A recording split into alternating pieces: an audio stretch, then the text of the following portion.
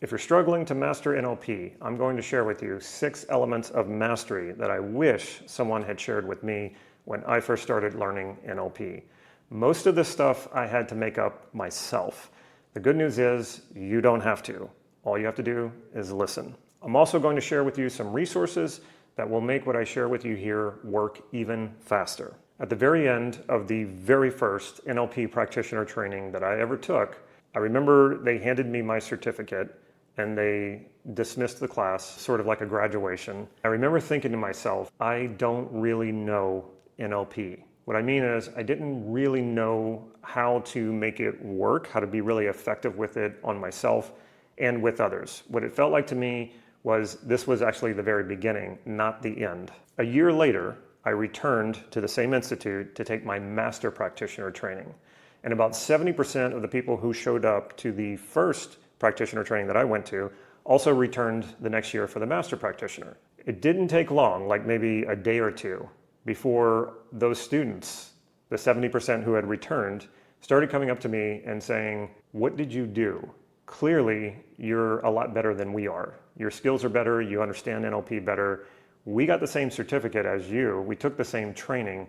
Why are you so much better than us?" This is what I'm going to share with you in this video, is going from that place of knowing that I didn't really know NLP to coming back the next year and knowing it much better and being much more effective at it than my peers. There may be a few times where it sounds like I contradict myself in this video. Trust me, it is not a contradiction. It might take listening to this video more than once and listening to it very carefully because there are some nuances here.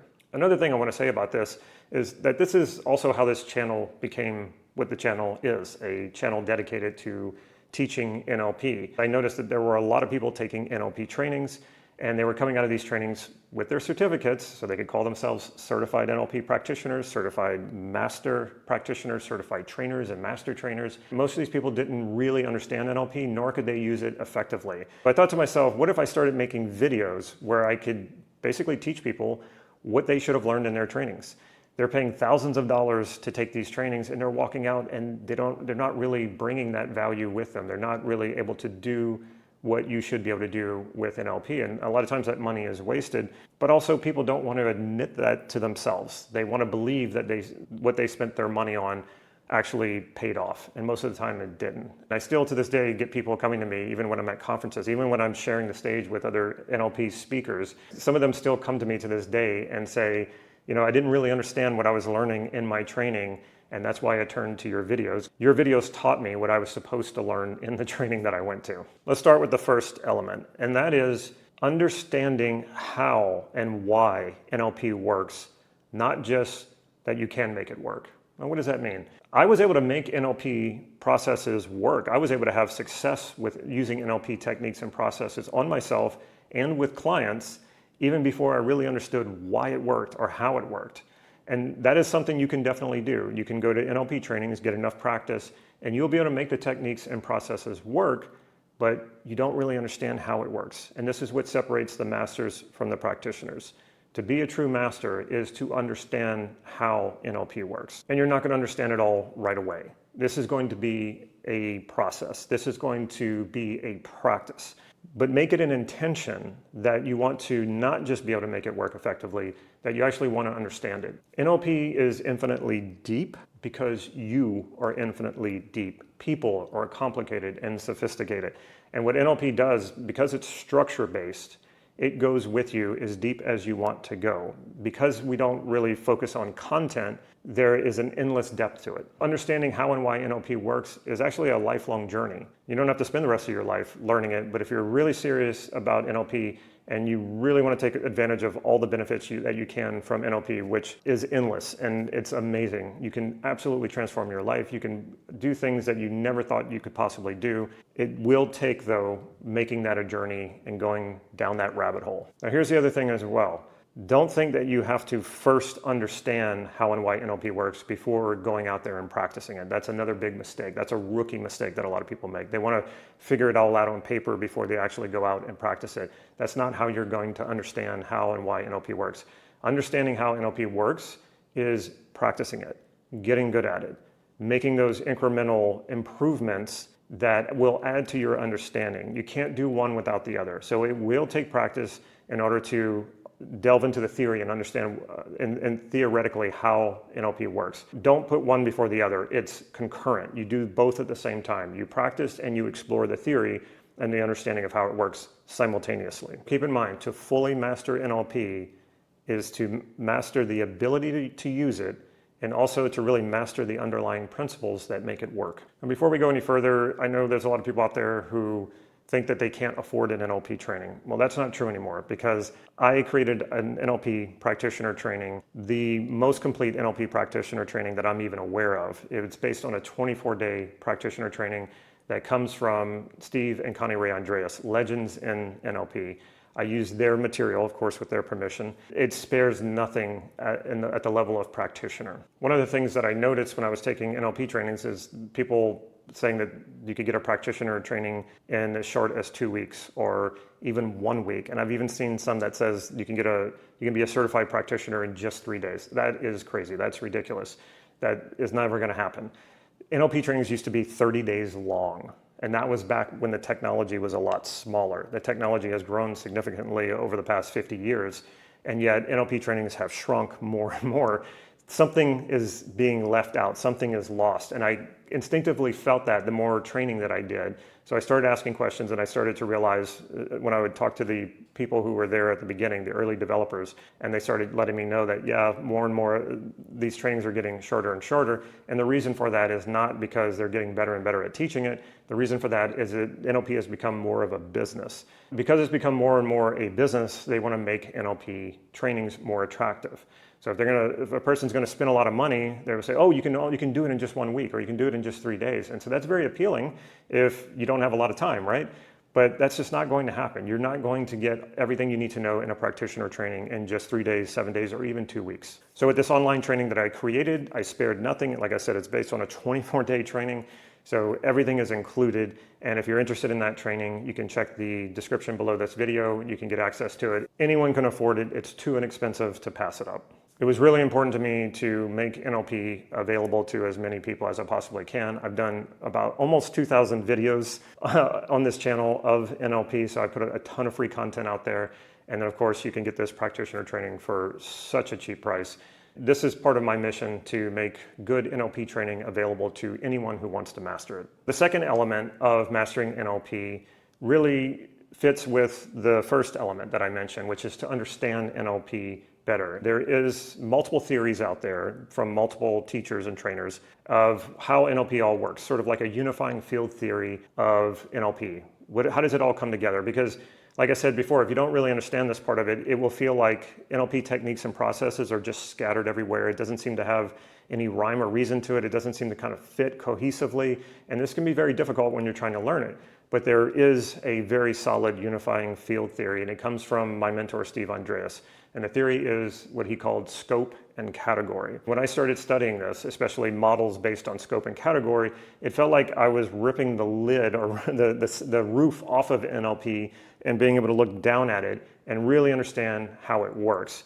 So what you need is a solid theory to work with to bring all of this all together. When you start to understand the theory of scope and category, which is not only a theory of why and how NLP works, it's really how we understand and create the reality that's happening all around us. It's really happening through us and from us. And that is scope and category. I've never seen a better theory that brings it all together. As much as I've studied it, I've never come across any limitations in this theory. It really taught me how NLP works. It's a big theory. In some ways we can simplify it, but it gets infinitely complex. So this is like I said, a lifelong practice, a lifelong study, but that will guide you in the right direction to not only making NLP work effectively, but also really understanding it. Just really briefly, what scope and category is. Scope means the internal representations that we make, which is what we really base our reality off of. You've probably heard in NLP, the map is not the territory. We actually function from an internal map of what reality is like, not reality itself. And so we represent that internally, and then we also project it into the world around us. Scope is that internal representation, all that's represented plus its structure. Now we could also say scope is everything around us. It's what we're taking in from our 5 senses all at once as well. We can also call that scope. Category is the meaning you make of that information, whether the information is what you're taking in from around you or the representations that you're making internally. If you have an experience that you've had that you liked, and you could say, well, that was a happy experience, that's the category that you put that experience in. The scope would be how you represent that experience internally, because it's not happening right now. Your memories are not happening right now. They're actually electrical impulses coming from within you. Those electrical impulses have ways of representing it in your mind. So you see images in your mind, you hear voices, or you hear sound or music, you feel sensations in your body. Even though the experience isn't happening, you can think of an experience that really makes you happy and you start to get happy.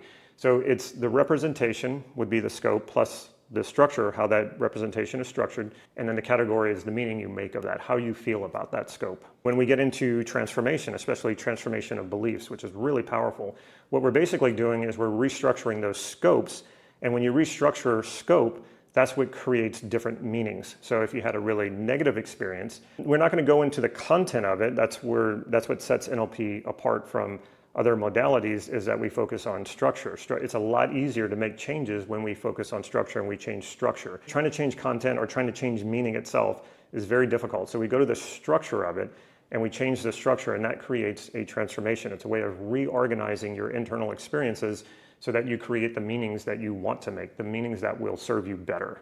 So make the theory of scope and category an ongoing exploration, and your NLP skills will be on fire. And not only that, you will truly understand the NLP processes and techniques and how they work, which is going to make you so much more effective. The third element of mastering NLP is learning where NLP came from, what we call like old school NLP, the early development of NLP. It's all quite relevant, but don't get stuck there. I meet a lot of people who are still kind of stuck in that old school style of NLP. NLP has come a long way. It's evolved quite a bit. The old school NLP that I'm talking about, it's also what I see a lot from Tony Robbins, is really focusing on states. And the problem with states is that states come and go. They're not very stable. So sure, you could put yourself in a good state, but it wouldn't take much to knock you out of that state. And that's not where I want to be. I don't want to be in a position where I'm so state dependent, and if I simply get knocked out of my state, that I have to go searching for an anchor or something like that to bring it back. So how do we get around this? How has NLP evolved in such a way that we go beyond states? And that's where we get into beliefs. Beliefs are what we call generalizations. And generalizations really govern your reality. So when you start to understand how you're structuring your generalizations, especially the generalizations you make about yourself, those are the most powerful. That's where we get into identity work, your beliefs about yourself. We have a lot of negative beliefs about ourselves. Even if you're a positive person and for the most part you're a pretty happy person, we still have limitations. Those limitations are basically because our beliefs always have limitations. Our generalizations always have limitations, because generalizations are basically imposing a limitation on an infinite world around us. We can never truly live from that objective infinite world, so we create generalizations to fill in the gaps, to make it so that we can navigate the world with all of the information that's hitting us all at the same time. So there's always going to be a limitation. So we're not going to try to like completely overcome that limitation, but what we can do is we can transform our beliefs to be less limited and serve us better.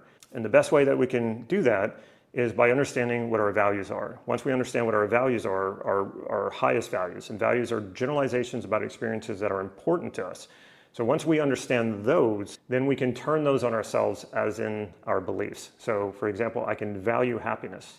That doesn't mean I'm a happy person. What makes us a happy person? It really has to do with whether or not you believe you're a happy person. And that's something you can't fake. So a lot of people say, well, okay, I'll just say affirmation that I'm a happy person, but that's not going to change it. Because the structure of that belief is what really holds all of your experiences together. So if the structure of that belief, whether or not you're happy, has structured experiences, a lot of your unhappy experiences, where you put a lot of your conscious and unconscious attention on those unhappy experiences, and that structure is really holding it together, it doesn't matter how much you repeat to yourself that you're a happy person, it's not going to change that. When you take NLP to the next level, beyond the old school NLP, into the structure of beliefs, especially the beliefs about yourself, and you start restructuring these beliefs so that you're arranging your experiences. In the case of what I was talking about of being happy, That would be structuring your happy experiences, the experiences that you want more of, in such a way that that's the information you're constantly bouncing off of, especially unconsciously. This is where it gets really powerful. When it's unconscious, it's even more powerful. And that is true too for your limitations. If your limiting beliefs are unconscious, they actually are more powerful. They have more control over you because you can't change what you're not conscious of. What we do is we bring this unconscious information into consciousness, we restructure it, and then we let it slip back into consciousness. So you absolutely can be an unhappy person, and that would be based on your belief that you're an unhappy person, and you can restructure the experiences in your life so that they serve you in being a happy person now and going forward. When you believe something, when you truly believe it, not faking it, when you truly believe it, it becomes a self-fulfilling prophecy. So that works both ways. If you believe you're a failure, that will become a self-fulfilling prophecy. You will find a way to fail. This was a really hard belief that I was carrying around. It was hard because I didn't want to admit that to myself. It was very unconscious. I was able to bring it into consciousness, realize that I actually thought of myself as a failure. That meant that no matter how hard I tried, I was always going to fail. And I restructured that belief to, I'm a successful person. And how I did that is I restructured it. I arranged all of the times that I succeeded at anything, even the smallest thing, and restructured that so that that was the belief that I was bouncing off of. And so that became my reality, and therefore it became my future, my ongoing future. To summarize this one is, sure, learning about states and state management, it's all good stuff. I recommend that you do learn that. That's a part of NLP. It's a part of NLP's history, where it came from. Don't stay there. Keep going forward. Learn how to work with your beliefs. Focus on understanding beliefs and how to transform them. The fourth element of mastery is to focus on learning NLP models, not just NLP techniques. If you're just learning NLP techniques and you're not learning them in the context of an NLP model, this will make it really difficult to be effective at it consistently. The very first NLP model, the meta model, is one of the most extraordinary models. It is sound and solid and still extremely useful. This is one of the models that I use most. It also holds the key to how all NLP works. When you're learning NLP techniques in the context of the meta model, along with the language patterns, you're really going to start to understand NLP on a level that most people don't. The second model that I use the most is the self-concept model created by Steve Andreas, and that is a model of our identity. How do we even create our sense of identity? How we do that is through the beliefs we have about ourselves. So all the beliefs you have about yourself, when that gets generalized into one big belief, that is your identity. That is your self-concept. When I learned this model, it took everything I knew about NLP, every process I knew, every technique I knew, it took it to a level 10. Learn NLP models. Other NLP models are the Milton model. You'll have like sleight of mouth. These are more language-based models, and those are great to learn as well. Learn NLP in the context of the models that the techniques were created in. The fifth element of mastering NLP is to make sure you're getting really good NLP information. I have no problem with someone learning NLP and then mixing it with other things because they have other practices, or mixing it even with philosophy. No problem with that whatsoever. When an NLP teacher is teaching what they call NLP, but they're mixing it in with other things, they're robbing the students of understanding what NLP actually is. If you're going to teach NLP, teach NLP. The problem is that if you're new to NLP and you don't know fully what it is, it's hard to know if someone's teaching real NLP or they're mixing it and diluting it with other things. The other thing is, a lot of teachers out there don't actually know what NLP is. They took an NLP training, they got a certificate, so they thought, I can teach now. And they go out and teach, and they don't really understand NLP. And they're just basically repeating what they learned. It's more from memory, not from experience, not from true skills and understanding. This makes them very susceptible to bringing in all of these other things like law of attraction and all this vibrational manifestation, which has nothing to do with NLP. And this is why NLP now has a bit of a reputation as being one and the same as like The Secret and law of attraction. It is not. If someone is teaching law of attraction mixed with NLP and they're not saying it out loud, they're not letting you know that, yeah, we're mixing these two things, I would not learn from that teacher, because you're not truly learning what NLP is. And the truth is, I don't really think those things are compatible with NLP. When you really understand NLP, you realize you don't need those things. They don't really work that well, if at all. I can sit here and tell you to really vet the NLP teachers you're learning from, find out where they've come from, how long they've been doing it, who were their teachers. At the same time, I have seen teachers who were there at the beginning, at the development of NLP back in the 70s, and they're mixing other stuff, other content, their own content, in with NLP and calling it NLP as if they're creating it and making it up as they go. And that has actually caused me a lot of problems in my understanding of NLP. I hit a plateau about a couple of years into learning NLP because a lot of the models that I was learning, or a lot of the processes I was learning, and just the NLP I was learning overall wasn't actual NLP. When that happens, it severely limits the NLP. It severely limits what you can do with that. This is what we call content imposition. Instead of sticking with the structure, which is what makes NLP so amazing, they're imposing their own content on it. They're just teaching things that are based on their own experiences, not on the principles of NLP. And like I said, I've seen plenty of teachers who were there from the beginning, who know better, who simply teach NLP. It's their own stuff. It's not real NLP because it's so diluted and so mixed in with other stuff, but they're calling it that. You would not think that there's any reason to question these teachers because they've been around for so long. This makes the information out there with NLP a very slippery slope. And I get it. It's easy to get sucked into a lot of the self-help, self-improvement fads going on out there. And a lot of these teachers want to make their trainings more appealing. So they take NLP and they say, oh, we're also doing this other thing and this other thing that's really popular right now. And so they mix it all together because they want to attract the audience.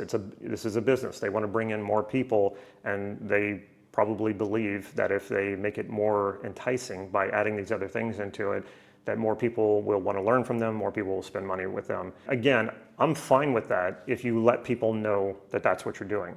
Unfortunately, not a lot of teachers are doing that. A lot of teachers are just mixing it all together. And I think in some cases, a lot of teachers don't even know the difference, or they don't care. And that's unfortunate, because this is what gives NLP the reputation that it has, that most people don't know what it is and most people can't define it. Then it's just anything you want it to be. And that's not what NLP is. It's not just anything you want it to be. It's not just anything you make up. If you want to see what I'm talking about, just go to TikTok and look at what people are calling NLP in these videos. It's not. They're just making stuff up as they go. And if it sounds a little bit like NLP, they're just calling it NLP. Once again, this is why I created the Ultimate NLP Practitioner Training, not only because I wanted to put together the most complete NLP training, NLP practitioner training that I could. I also wanted to give people a source of pure NLP. There is nothing else mixed into it. It is the real deal. It's good to have a base for that, to know what NLP is, and then you can take that wherever you want to take it. Before I give you the sixth and final element of mastery, I also have a bonus. I always like to throw in a little something extra. So just remember, after this sixth and final element, it's actually not final. There's something more here. So the sixth element is, and this is going to seem super obvious to you, but it's amazing to me how not obvious it is. This is what brings me back to the story that I mentioned. When I came back from my master practitioner a year later, and like I said, about 70% of the students who were in the practitioner returned for the master practitioner, and they came up to me and they said, why are you so much better than us? And I really had to think about this for a second, because I wasn't sure. I was like, okay, well, let me think about it. I asked them a few questions, and I finally said, have you practiced at all since you got that certificate last year? And all of them had the same answer, no. And I was like, there's no magic here. There's no mystery here. You haven't practiced. Why would you think that you'd be good at something that you never practice? And the response was, well, we're certified. Doesn't that mean that I just have it? That I just know it? And this is the other thing that I never liked certifications for that reason, because it gives you a false sense of having something or knowing something or having an ability that you don't actually have. If you think about like yoga, which if you're like a trainer and you're really good at it, you're probably pretty flexible, you probably have good balance and you're strong and you practice on a regular basis. You don't just like know yoga in your head, but that's how people are actually treating NLP, that you kind of just know it in your head. No, it takes practice. It's like anything else. You wouldn't just listen to music and say, oh, I'm certified in this genre of music. No, you actually have to practice. You actually have to pick up the instrument and play it. NLP is the same. NLP, like many things, is 99% practice and 1% theory. Now this is where one of those contradictions might be popping up in your mind, like, wait a minute, I thought you said that you should learn theory. Yes, you should absolutely learn theory. That 1% is powerful. It's what ties everything else together. Learn that 1% and practice 99% of the time, and that 99% is going to help you with that theory, and then that theory is going to help your practice. A lot of people ask me, how do you practice? And that was a mystery to me too, because they never taught that in the training. The only thing that one of my teachers told me was back in the early days, whenever they were developing NLP, Richard Bandler and John Grinder had their students carry a journal. They called it a meta journal. Every day, decide what you were going to practice, and then you write that into your journal, what you're going to practice, and then you practice it throughout the day, and then you come back and you write your findings. And even if you didn't find anything, you still write that in your journal. The journal kind of holds you accountable. So keep a journal. The next thing is practice daily. Now, a lot of you are going to say, well, wait a minute, I don't have someone to practice with daily. I'll share with you a resource that you can use where you can find practice partners. But you don't need to find practice partners. Actually, you can practice NLP without them even knowing. That's what I did because, yeah, I didn't have practice partners. Actually, I did start a practice group that I met with once a week. I carried that practice group for years. I also did find a practice partner, and I practiced NLP with him once a week. So I had a once a week practice with an individual partner, and then I had a group practice every single week as well. On top of that, I was keeping a journal, and on top of that, I was practicing NLP with people and they had no idea that I was doing that. So I would practice language patterns, I would practice sensory acuity and calibration skills. I might even try to fit in a process conversationally without them even realizing it. What I did was I made the world my NLP classroom. Now that's going to take a little bit of time and it takes a little bit of creativity, but you can absolutely do this. If I could do it, you can too. Figure out ways to practice NLP with every interaction with every person you meet throughout the day. Also, make sure you practice on yourself. To be a true master of NLP is to be effective using NLP on yourself and using it with other people. What I see so often is people either use it on themselves and not other people, or they use it with other people and not on themselves. Some people might say, well, I don't want to be a coach, so I just want to use NLP on myself. You will not be as effective using NLP on yourself if you're not using it with other people. You learn so much from using NLP with other people. And then likewise, some people say, well, I want to be a coach. I don't really want to use NLP on myself. And to that, I say you will never become the coach you could be if you don't practice and become effective using NLP on yourself. When you use NLP on yourself and you become effective at it, coaching people becomes natural. It becomes so much easier to do that because you know what it's like on the inside and you're able to guide and coach your client through that. I strongly recommend that you find a practice group or you create a practice group and also have a practice partner. Having a practice partner is great because you kind of know each other's weak spots and your strengths and you can give each other feedback and help each other out. You build a practice relationship with each other. Also, you want to practice with other people because everybody's different. So don't restrict yourself to practicing with just one person. Now you might be saying, I don't know where to find people. I don't know where to find a practice group. I don't know how to start a practice group. I don't even know NLP. How can I start a practice group? Well, I started a practice group before I took any formal training. I started an NLP practice group because I was trying to learn it from books. I quickly realized you can't just learn NLP from books. So I started a practice group. You don't need to have formal training to start a practice group. You can absolutely do this. But I will show you a way that you can find a practice group and a practice partner today. But before I do that, I'll go ahead and tell you what the bonus is. What I've seen so often is people will try an NLP technique or an NLP process and then it doesn't work and they go, oh, NLP doesn't work. The first time you try anything, it often doesn't work. I also do Brazilian Jiu-Jitsu. The first day I went to class and they taught me an arm bar, I knew how to do it, but in sparring, I couldn't make it work. Why? Because it's a lot different when you're in the real deal and you're trying to catch somebody in an arm bar. It's not that easy. But what I also realized is that these upper belts, people have been doing this for a few years, could easily catch me in an arm bar super fast. NLP is likely not going to work the first few times you try it. It does take practice. Even NLP masters still will struggle sometimes. Sometimes the technique will fail. Sometimes the process will fail. And this is why you cultivate skills. One of my early mentors, Judith Delosier, she was there in NLP in the early days, and she told me, she said, Damon, your NLP techniques and processes will fail you at times, but your skills will never fail you. So really focus on cultivating the skills. Practicing the NLP processes and techniques is one way that you cultivate that skill. The bonus here is to shift your mindset.